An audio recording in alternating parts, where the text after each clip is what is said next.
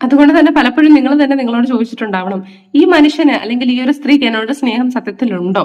കാരണം ഇയാളുടെ ഫീലിങ്സും ഇയാളുടെ പ്രവൃത്തിയും മാച്ച് ആവുന്നില്ലല്ലോ, അല്ലെങ്കിൽ ഇയാളുടെ വാക്കും ഇയാളുടെ ആക്ഷനും മാച്ച് ആവുന്നില്ലല്ലോ. എന്റെ കണ്ണിലൂടെ കാണുന്നതോ ഞാൻ ഫീൽ ചെയ്യുന്നതോ ഇയാള് അല്ലെങ്കിൽ ഈ ഒരു വ്യക്തി പറഞ്ഞതുമായിട്ട് യാതൊരു ബന്ധവുമില്ലല്ലോ. അപ്പൊ ഇത് സത്യമാണോ, ഇത് ഉള്ളതാണോ എന്ന രീതിയിൽ നിങ്ങൾ പലപ്പോഴും ചിന്തിക്കാൻ ഇടയായിട്ടുണ്ടാവാം. പക്ഷെ എന്റെ അഭിപ്രായത്തിൽ ഈ ഒരു പേഴ്സന്റെ കണ്ണിൽ നോക്കിയാലും നിങ്ങൾക്ക് മനസ്സിലാവും, അല്ലെങ്കിൽ ഈ ഒരു പേഴ്സന്റെ ബോഡി ലാംഗ്വേജിൽ നിന്ന് ഈ പേഴ്സൺ എത്രത്തോളം റെസ്ട്രിക്ട് ചെയ്താലും നിങ്ങൾക്ക് മനസ്സിലാവും എത്ര ദൂരെയാണെങ്കിലും ഈ ഒരു പേഴ്സൺ നിങ്ങളെ ആഗ്രഹിക്കുന്നുണ്ട്, നിങ്ങളെ വേണം എന്നുള്ള എനർജിയിൽ തന്നെയാണ് ഈ ഒരു പേഴ്സൺ നിൽക്കുന്നത്. വിട്ട് കളയാനുള്ള ഇമോഷൻ ഈ വ്യക്തിക്ക് ഇല്ല.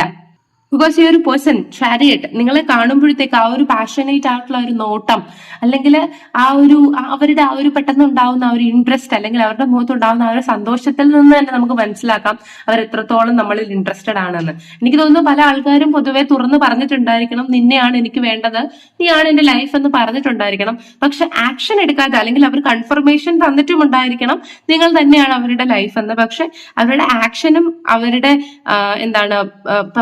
പറഞ്ഞുകൊണ്ടിരിക്കുന്ന ആ ഒരു കൈൻഡ് ഓഫ് ലാംഗ്വേജും അവരുടെ ആക്ഷനും പലപ്പോഴും സ്യൂട്ട് ആവാത്തപ്പം നിങ്ങൾക്ക് തന്നെ ഇറ്റ് സെൽഫ് കൺഫ്യൂഷൻ ആണ്. കാരണം ഇത് ഒത്തിരി ടൈം എടുക്കുന്ന പ്രോസസ്സാണ്, ഇത്രയും നാൾ ഞാൻ വെയിറ്റ് ചെയ്തു, ഇനി ഞാൻ വെയിറ്റ് ചെയ്തതിൽ അർത്ഥമുണ്ടാവുമോ എന്ന രീതിയിലുള്ള.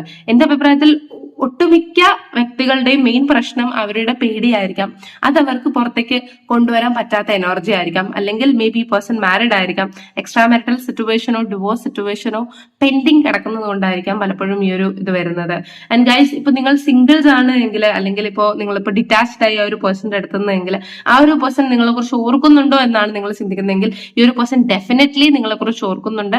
ആ ഒരു പേഴ്സൺ ഇപ്പോഴും നിങ്ങളെ കുറിച്ച് ഓർക്കുമ്പോൾ ആ ഒരു സന്തോഷവും ആ ഒരു വൈബ്രേഷനും അവരുടെ ഉള്ളിലേക്ക് കടന്നു വരുന്നതായിട്ടും ആ ഒരു കണ്ണുകൾ തിളങ്ങുന്ന ഒരു സ്പാർക്ലിംഗ് ഇഫക്റ്റ് ഇല്ലേ, അതിപ്പോഴും ആ ഒരു പേഴ്സൺ നിങ്ങളിൽ ആ ഒരു ഫീലിംഗ് അവർക്ക് വരുന്നുണ്ട്.